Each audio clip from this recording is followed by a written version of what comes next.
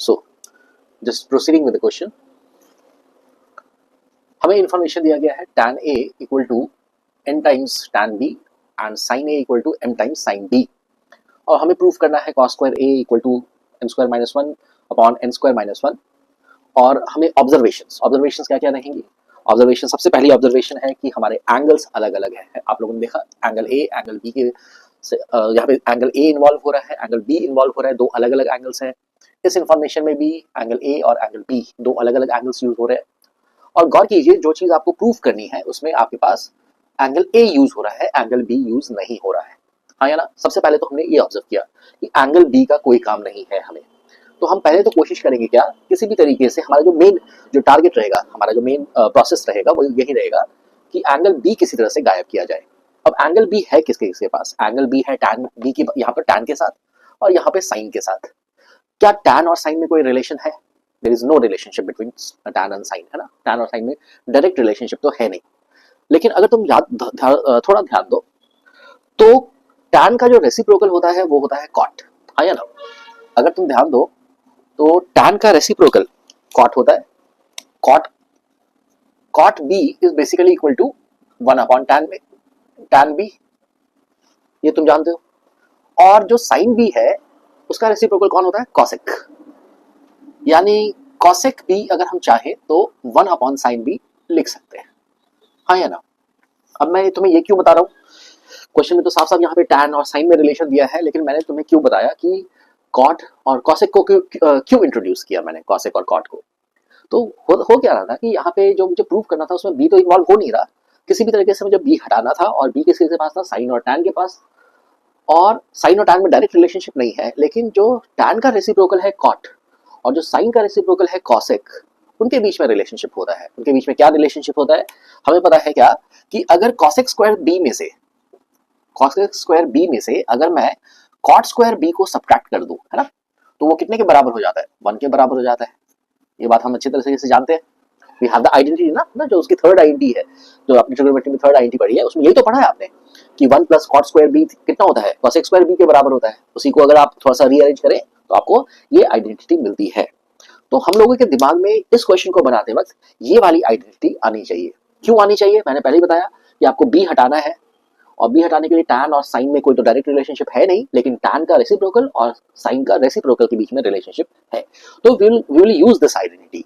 कैसे, यहाँ जो दो हमें इंफॉर्मेशन दिए हुए हैं, ये जो हमें गिवन इंफॉर्मेशन है, इस गिवन इंफॉर्मेशन से हम सबसे पहले क्या करेंगे, ये जो tan b दिया हुआ है इसे इस तरफ ट्रांसपोज करेंगे और इस tan a को इस तरफ ट्रांसपोज करेंगे। यानी कि ये tan b मल्टीप्लाइड है, इसको इस तरफ भेजा तो यहाँ पे ये 1 बाई tan b बन गया, और ये जो tan a दिया हुआ है उसे आप n के पास भेज दीजिए, इधर आके मल्टीप्लाई है, इधर आके ये डिवाइड में आ जाएगा n अपॉन tan a, जिसे हम रीअरेंज करके लिख सकते हैं cot b is equal to n times cot a। यानी कि ये जो हमें इंफॉर्मेशन फर्स्ट इंफॉर्मेशन दिया था, उस फर्स्ट इंफॉर्मेशन को हमने मॉडिफाई करके cot में कन्वर्ट कर लिया। ओके, सिमिलरली आप क्या कीजिए, ये जो sin b दिया है आप इसे लेफ्ट साइड ट्रांसपोज कीजिए और sin a को राइट साइड ट्रांसपोज कीजिए।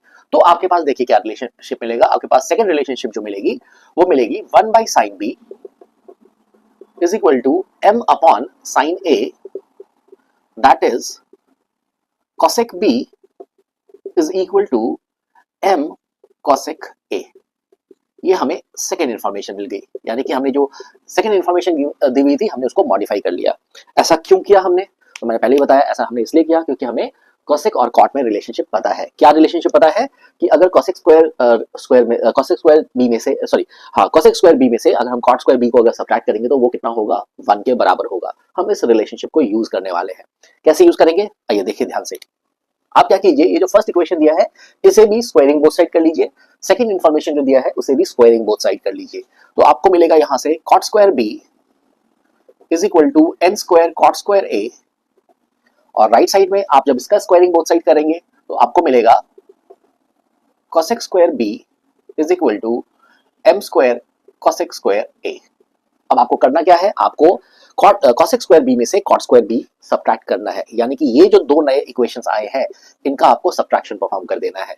अगर मैं इस इक्वेशन को इक्वेशन नंबर 3 बुलाऊं और इस इक्वेशन को इक्वेशन नंबर 4 बुलाऊं, तो मुझे 4 में से 3 को माइनस कर देना है ना। हमको fourth equation minus third equation perform करनी है। लेफ्ट साइड में क्या आएगा, देखिए इसके लेफ्ट साइड में cosec स्क्वायर भी है, इसके लेफ्ट साइड में cot स्क्वायर भी है। हम सबट्रैक्शन परफॉर्म करेंगे तो लेफ्ट साइड में आएगा cosec square b minus cot square b, और राइट साइड में हमारे पास क्या आएगा, राइट साइड में हमारे पास आएगा m square cosec square a minus n square cot square a। हाँ या ना। और ध्यान से देखिए यहां से आपको ये क्वांटिटी कितने के बराबर हो गई, 1 के बराबर हो गई, तो हम इसको 1 लिख देंगे। That is 1 is equal to m square cosec square a minus n square cot square a। यहां तक तो पहुंच गए, यहां तक तो कोई परेशानी नहीं। ओके नाउ, लेकिन हमें तो रिजल्ट चाहिए, ये हमें रिजल्ट चाहिए कि cos स्क्वायर a कितने के बराबर होगा। अब आप क्या कीजिए, अब आप यहां से उठाकर आप ये जो cosec स्क्वायर है और cot स्क्वायर है, इन दोनों को साइन और cos में कन्वर्ट कर दीजिए, ठीक है। और जैसे ही आप साइन और cos में कन्वर्ट करेंगे, उसमें आपके पास जब साइन आएगा, क्योंकि ये स्क्वायर्स है, साइन का स्क्वायर आएगा, आपको उसको क्या करना है, cos में कन्वर्ट कर लेना है। सबसे पहले इनका कन्वर्जन कर लेते हैं, क्योंकि इसमें से कुछ कॉमन नहीं ले सकते ना, तो इसको डायरेक्ट ही कन्वर्ट कर लेते हैं। यहां से लिख देते हैं 1 equal to m square cosec square को क्या लिख लीजिए, अपॉन साइन स्क्वायर a, है ना, denominator 1 upon sine square a, और minus n square cot square a को आप क्या लिखेंगे, cos square a upon sine square a, that is cos square a upon sine square a।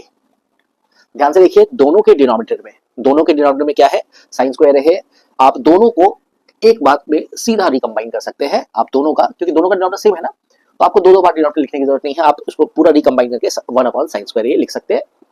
और उस sign square a को आप क्या कीजिए, ट्रांसपोज कर लीजिए अपने लेफ्ट साइड में, ये डिवीजन में है, आपके राइट साइड में आ जाएगा, 1 से मल्टीप्लाई हो जाएगा, that is it will become sine square a is equal to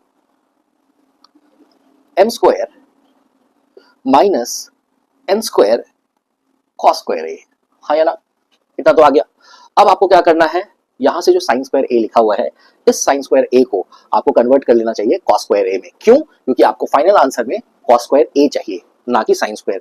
तो बस इस साइन स्क्वायर a को आप क्या कीजिए, 1 माइनस cos स्क्वायर a लिख लीजिए, यानी 1 sine, instead of this sine square we will write 1 minus cos square a which is equal to m square minus n square cos square a।